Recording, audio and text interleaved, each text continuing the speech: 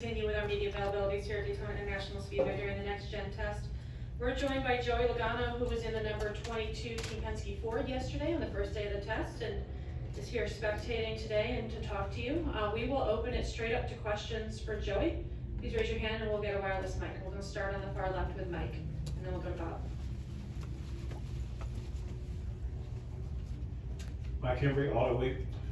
Joey, what about the speeds? Are they pretty much kind of what you expected? And how are they different from when the tests were run here last year? Are the cars different? Well, the cars, you talking about what we here last time here, the first test with the next gen car? Yeah. Yeah. I think the speeds are comparable to the same. I think speeds sometimes are just kind of relative too, though, to understand, what is good racing, right? Like, to me, I've watched great racing at 60 miles an hour, right? It doesn't matter, I think, how fast you're going sometimes. I think yesterday we saw the draft out there and it was pretty intense, for a test session. we were bumping and blocking and moving around and, so there's, I think, that helped me feel a lot more comfortable about what the 500 is going to be. I think it's going to be pretty good after seeing that. As these teams get their cars driving a lot better. I'm going to be honest with you, when I was here, last year for the test, I was pretty concerned. But the cars were so new, they weren't driving good, everything was all over the place. And I was like, we can't get the thing to drive down the straightaway good. we got our hands full.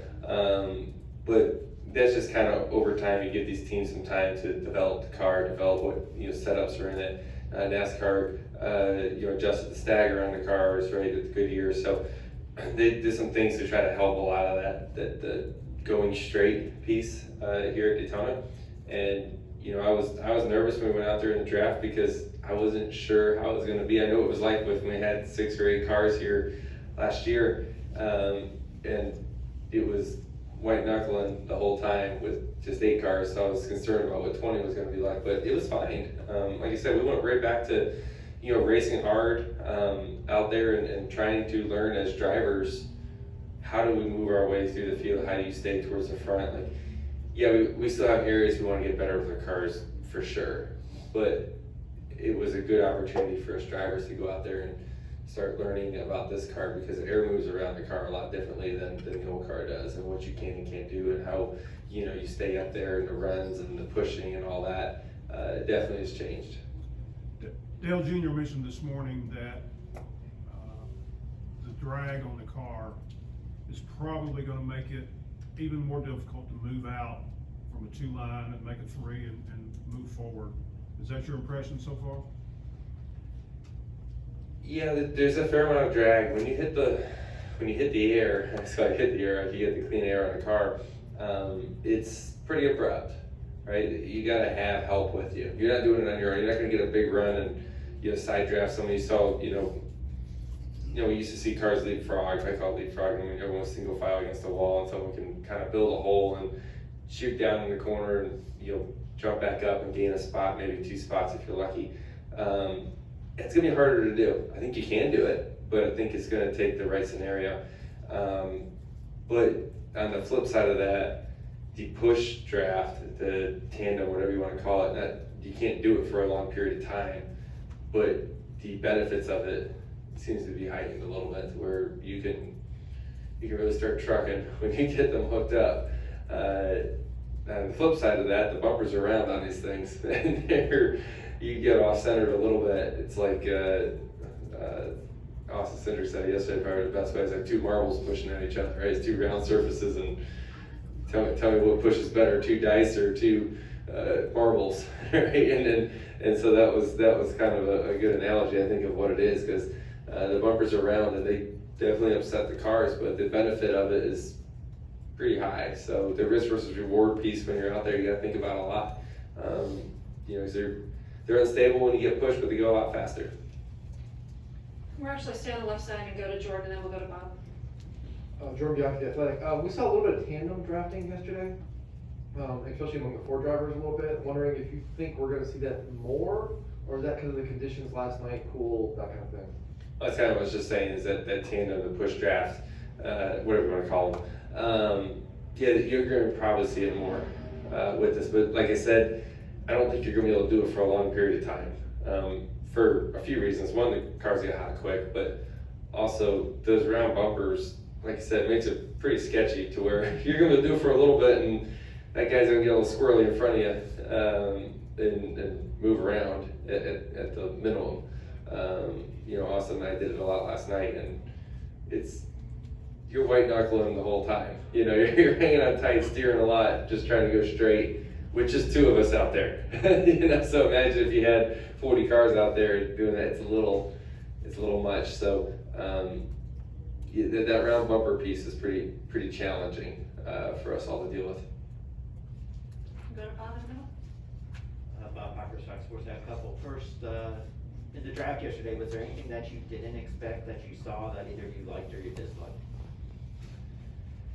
I wouldn't say anything too crazy. I think one of the biggest things we see now is that, the sides being symmetrical now on the car, and the car's not built a bunch of, skew in it or yaw and, all this angle in it.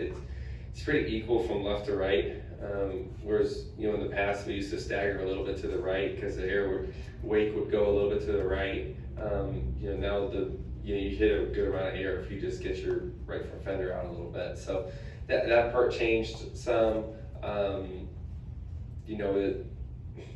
wouldn't say there's anything too big, right? Like some of the stuff we just talked about, the ability to get to someone's bumpers pretty easy, and being able to lock bumpers and get going, like I said, was a huge benefit. Nothing real crazy that stood out, but it's just finding little differences like that. Just you start kind of stacking those things up, it becomes pretty different. But it's a bunch of little things. It's not one, oh my God, that's so different than what we've had in the past. There's still going to be a big pack racing out there. It's still going to be a big crash. And when you look at it, when you get us all that close, that's going to happen. So it'll be exciting. You come up front to Kelly, and then we'll go to Holly. KellyCrownerRace.com. Joey, 670 horsepower for all of the intermediate road courses, all of that. John Probe said yesterday 510 for Daytona, Talladega, and now Atlanta. Thoughts on that number? It's just a number. Like I said, it's what puts on the best racing, right? And what does that mean, at certain tracks? And, there's some tracks that, places like Daytona, Talladega, you're gonna have a super speedway package. You can't put 670 here with the little drag package that we had and go expect to have a good race or expect to keep the cars going from way too fast. So you gotta do that. Atlanta now falls into that bucket, which we all kind of seen coming, right? When they repaved and said they added more banking, and said, well, kind of know what you're trying to build here. So I think, we can kind of put that together and figured it was going that direction. So that'll be an interesting one when we get there. I haven't made any laps there or anything like that. So, I know as much as you guys do from talking to other people, so, about Atlanta. So, that'll be something. But, I think when you think of the, 670 and the smaller spoiler, on the racetracks, we did a lot of Charlotte testing over the last few weeks. And, to see the difference of when you put the small spoiler on and make the drivers have to lift out of the gas and tap the brake a little bit, the track just got wider, right? You're able to move around. There was comers and goers, tires were falling off, drivers were making mistakes. It was the widest I've seen Charlotte in a long time at a test, right? Just because we're coming out of the gas and forced to move around and look for different lines that go fast. Charlotte's one of the hardest racetracks to have a good race at, right? I mean, we've kind of seen it. We've tried a million different things to try to put on a good race at that racetrack. I feel like so it's a good place to test to try to find something. And I feel like we did, right? I feel like going the direction we went was definitely the right way. I think all the drivers are behind that as well. I think everyone's kind of excited about, coming out of the gas zone, right? That's what adds value to drivers and teams, right? We all have the same cars now, right? We all buy the same parts from the same places. So how do you create any difference or any advantage, right, for somebody that's better than the other, right?